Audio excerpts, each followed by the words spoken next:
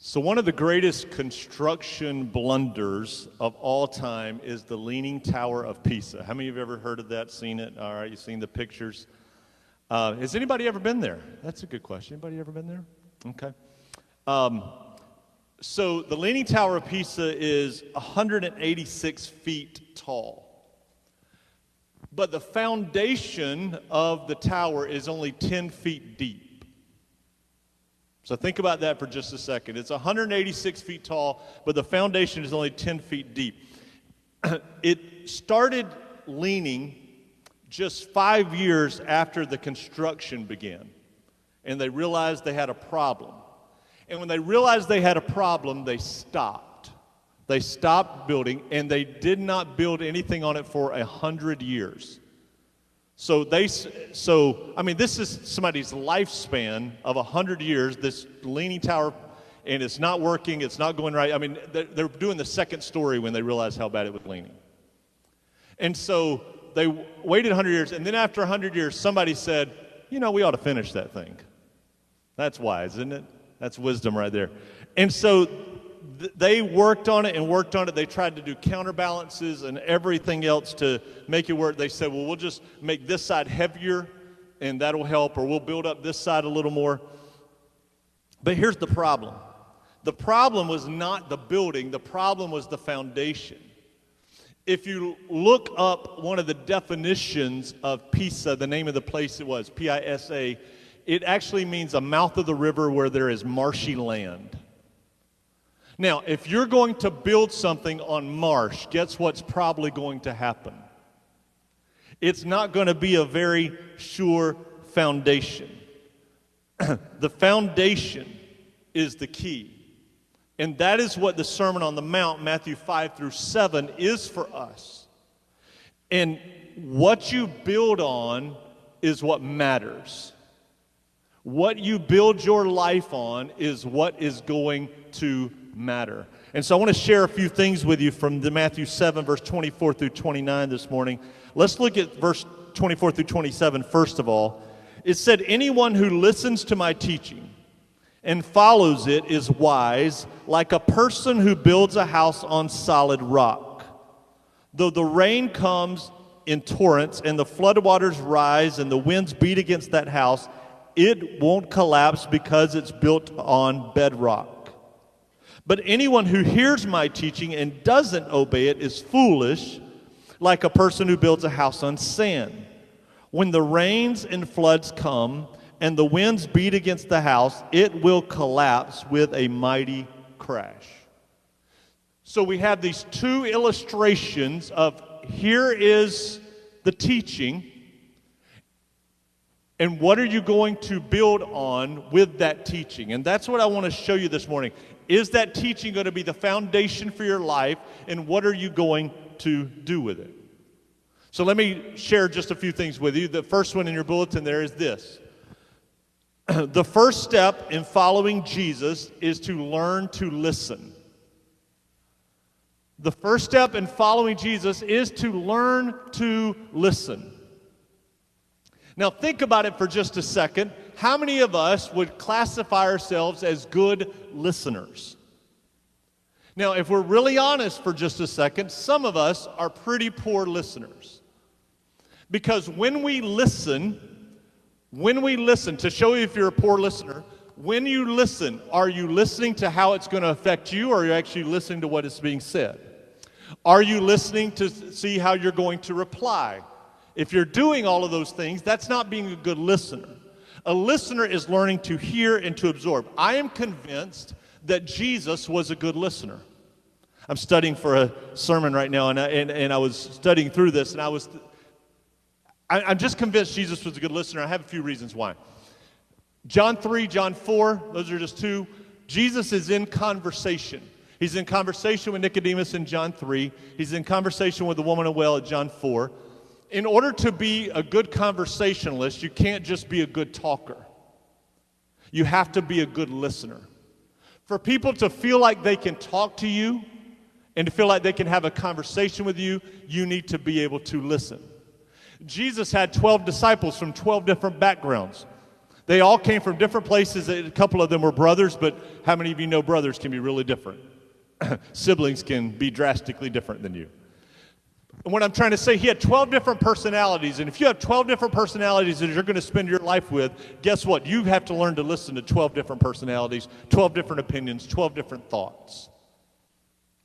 The other reason I believe Jesus was a good listener is because when the disciples told the little children, hey, moms, keep those kids away from Jesus, Jesus said, no, let them come to me. Now, any of you that have children or have ever worked with children know that children like to talk incessantly about nothing. They like to share opinions and things and thoughts with you that make absolutely no sense. And Jesus was willing to say, no, let them gather around me. I want to hear what they have to say. I want the questions they ask. I used to be very fearful when our children were little, because I learned real quickly anything we did or said at home, they took outside of the house to someone else. One of our kids was in kindergarten, and I walked through the school office one day, and the kindergarten teacher said, hey, David, how are you? And I said, good, how are you? She said, learned a little song your son taught me today. And I was like, oh, no. And I'm not going to teach y'all the song, but yes, they can tell you the song later. I was like, oh my goodness. They pick up everything. Susan's like, do not teach them the song, all right? They pick up on everything you do. And Jesus said, no, I want them to come around. I want them to be in the conversation. You see, we have to learn to be good listeners. Now look at our passage. Jesus said, anyone who listens to my teaching. You got to listen. Now, to be fair, I want you to notice verse 26. I just love the way the translation is on this. I don't know how it's in yours. 26, but anyone who hears my teaching. Do you know there's a difference between hearing and listening? The idea that I audibly heard you, but that doesn't mean I listened to you. Husbands, how many of you have been accused of selective hearing? Any husbands in here have been accused of selective hearing? Yes, we have testimonies going all over through the building this morning. Selective hearing. I heard you, but that didn't mean I heard you. Y'all know what I mean? I didn't mean I actually listened to what you were saying.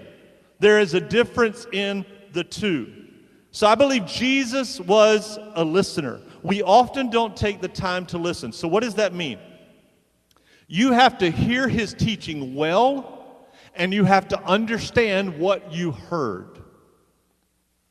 You have to hear it well. That's why one reading of the Bible isn't enough for you.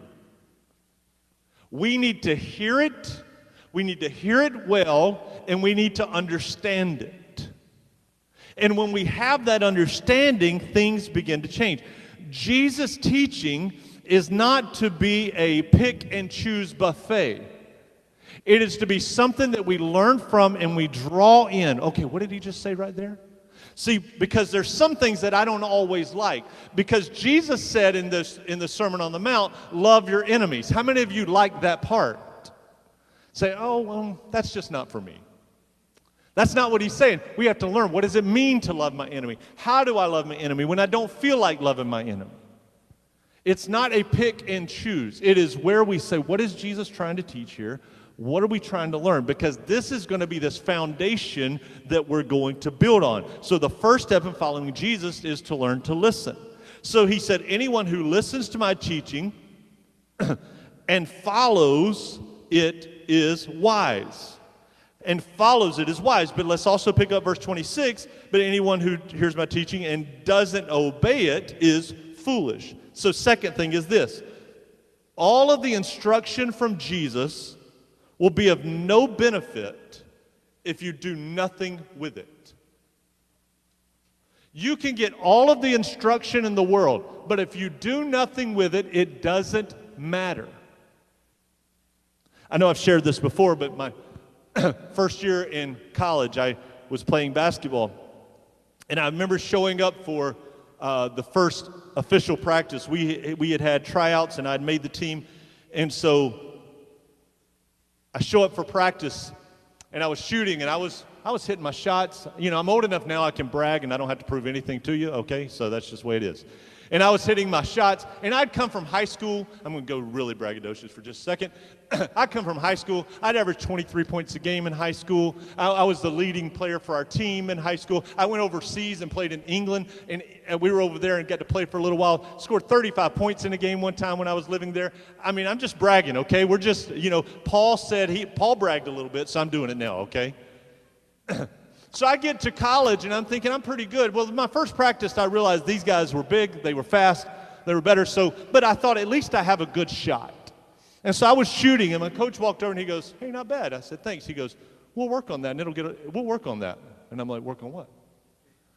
He's like, "Yeah, we'll get that shot better." I'm like, "What do you mean shot better? It's good. I mean, I'm good." And I had to learn. And you know what? I had to learn to take that ego hit, and he was right. There was a lot of stuff I needed to learn. And in this wisdom of Jesus saying is you can hear all this stuff. Now, I could have listened to my coach tell me all of those things, but if I didn't apply it, it wouldn't have mattered. And that's what Jesus is saying. Hey, everything you just got in what we have is Matthew 5-7 in this sermon. This is all good, but if you do nothing with it, who cares? You have to learn to exercise what you've heard.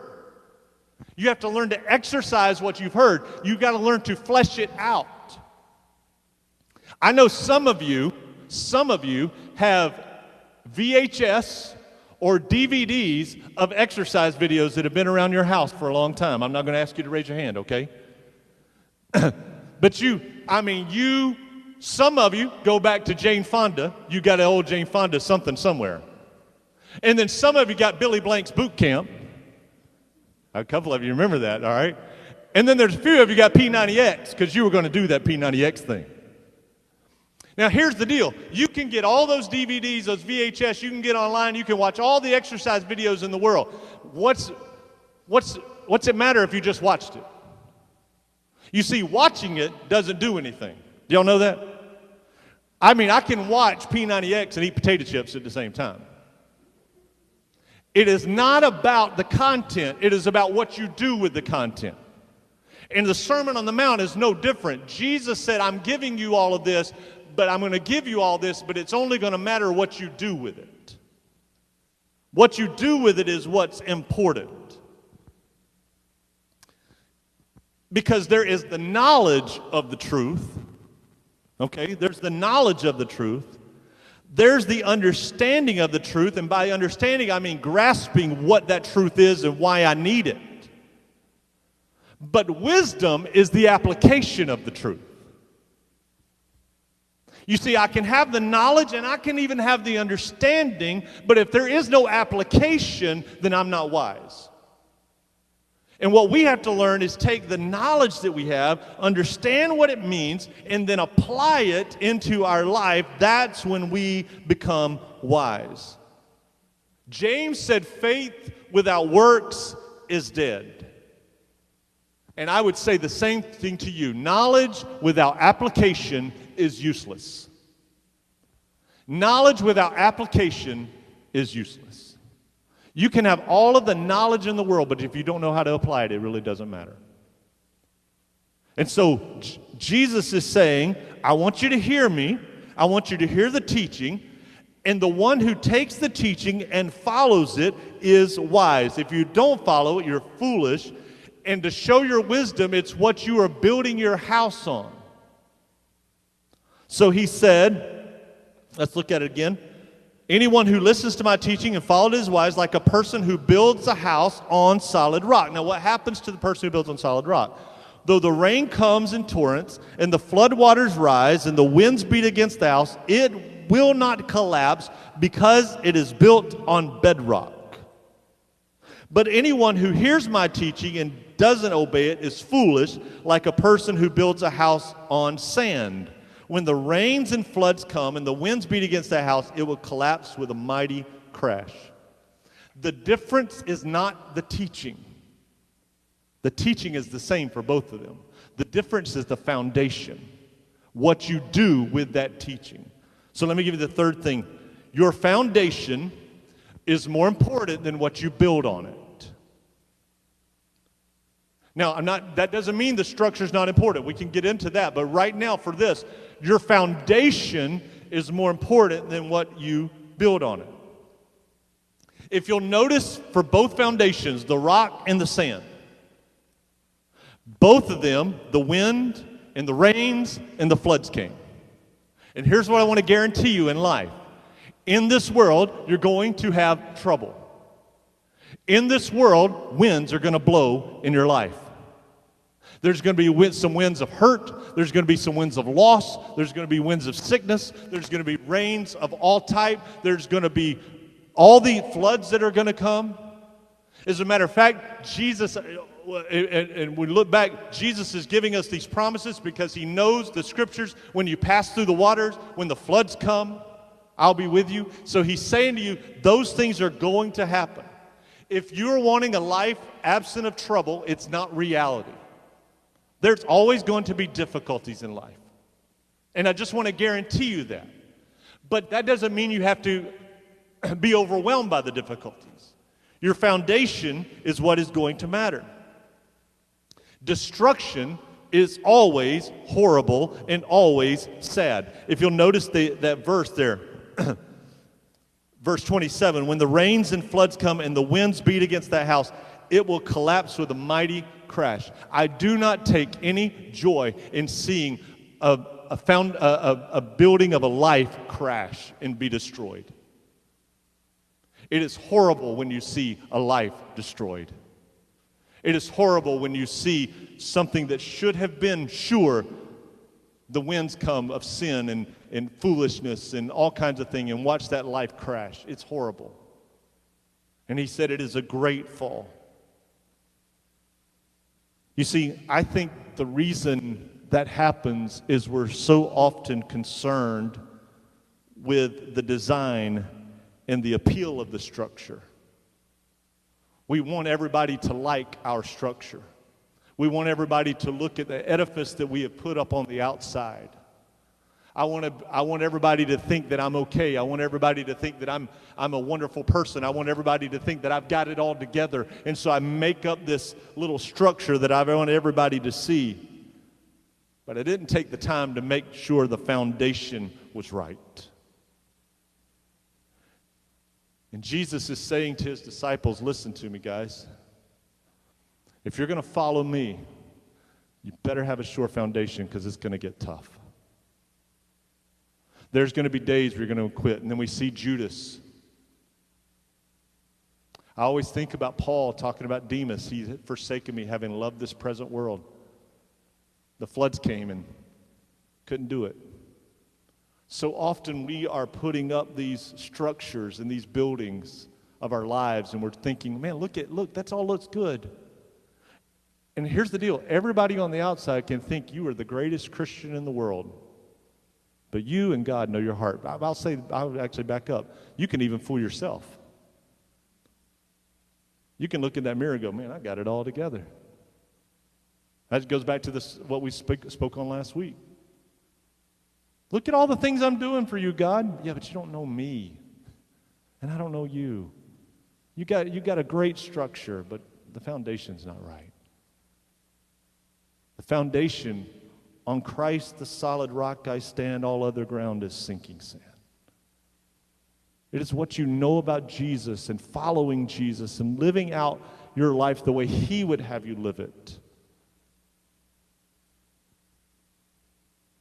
So he says it's destruction. But the one on the rock, it doesn't collapse. Why? Because it's a better structure than the other guys? No. Because it's built on bedrock. It's built on what matters. Is what you're building on what matters. I don't want to be a Leaning Tower piece. Yeah, people go from all over the world to see that Leaning Tower. I'd much rather be what God desires me to be, even if nobody else ever comes and sees it. Even if nobody else ever celebrates it. What does God see? So as Jesus concludes this sermon, verse 28 and 29, I couldn't leave this out, and I know it's not part in red. But I just think it's so interesting that Matthew added this. When Jesus had finished saying these things, the crowds were amazed at his teaching, for he taught with real authority, quite unlike their teachers of religious law. When Jesus got done, they were like, man, we've never heard anything quite like this. And it wasn't just the content. It was the authority behind the content. And so I'll give you this last thing, and I just felt like I wanted to throw this to you this morning. What authority you put yourself under will determine your measure of authority. It's going to determine your measure of authority. If I go all the way back to Genesis 1, when God creates man, he tells man to do what? Be fruitful, multiply, replenish the earth, subdue it, have dominion over it. How did Adam and Eve have the right to have dominion? How did they have the right? How did they have this kind of authority? It was given to them by God. And we're like, well, all authority was lost because of sin. Wait, hold on. What about when Jesus is crucified, resurrected? What does he do with his disciples and his followers? He gives us authority. Why? Because we're really good people? No, because our foundation is Jesus. And if we're building on that foundation, with that foundation of truth, we have the right to speak and declare with authority. Jesus' authority was radical because it was a confidence founded in truth. And that's why even as Jesus is going to be crucified, Pilate says to him, what is truth? Everybody's looking for truth because truth is foundational. And so you have the truth. In a world where everybody wants to argue about this belief or that belief, and everybody wants to argue about whether this lifestyle is right or that lifestyle is right, here's where we come down. We don't come down on what Lighthouse's opinion is. We don't come down on what Pastor David's opinion is. We don't come down on what your opinion is. What we come down to is what is God's opinion. What is truth? And that doesn't change just because the culture changes. Because culture is always going to change. Sometimes culture is going to agree with you. And sometimes culture is not going to agree with you. And when I agree with me, it's not because, when they agree with me, it's not because of me, it's because that truth is always there. And when they disagree, it's still truth. And I won't get into that. My brain went one way, and I'm like, nope, stay there. It's just we have to come back down to what is truth. And when Jesus taught, the reason he could teach with authority, you say, well, he could teach with authority because he's God. No. He taught with authority because, yes, he is 100% God, but he's also 100% man who is receiving everything from the Father. So everything he is speaking is coming from the Father. Everything we speak must be based on truth. And when we speak based on the truth, we can have authority in that because now it's not about David. So if you're hurt by it, I'm not trying to hurt you. If you're offended by it, I'm not trying to offend you. I just want to tell you the truth because it's truth, and I can speak with that kind of authority. Authority is truth proclaimed in strength and humility. Authority is when I am proclaiming truth in strength, that I'm strong enough to proclaim it, but I'm humble enough to know that I got this from God, and it's not of David, it is of God, and I want to proclaim this truth to you, and I want to love you in that. You see, some of us are really good, but let me go to the other side. Some of us think, oh, if I come across in this fake little humble manner, well, maybe you're right, maybe I'm wrong. No. That's not humility. Humility is saying, this is right, and I'm going to love you enough to speak that to you. I'm going to speak the truth to you in love. But I have to have strength. I got to declare it in a strong way. I'm not going to back down just because you don't like it. And so as Jesus is teaching, you see, why is this hard? Because do you remember Matthew 5 through 7? There's a lot of stuff that Jesus just said to us in the Sermon on the Mount that are hard to believe, hard to follow, hard to teach. But we don't do it because it's our opinion. We do it because it's truth. And we do it out of the authority of Jesus. So what allows Bob to get up this morning and to pray with that kind of authority? Is it because Bob's personality is different than yours? His personality may be different, but it's the foundation of Jesus. What allows you to go to work tomorrow and tell somebody about the love of Jesus and how much he wants to care for their life? What allows you to confront an issue that is prevalent in our culture that you may have to confront, and you do it based on biblical principles? It's the authority of Jesus. And so we can take everything that we have learned in the Sermon on the Mount, and we can make application in our world, and we must make application in our world, and say, this is my foundation. I'm not building my life on my opinion or your opinion. I'm building my life on the foundation of God's Word and His truth. And that changes everything. So I just want to give you the encouragement. Don't think it's all about you. When the day that David starts building his life on David, I become the leaning tower of Pisa. I'm just some marshy land. And everybody's going to come look and say, look at that tragedy. I don't want them to come see me or you. I want them to come see Jesus. That's the authority we have.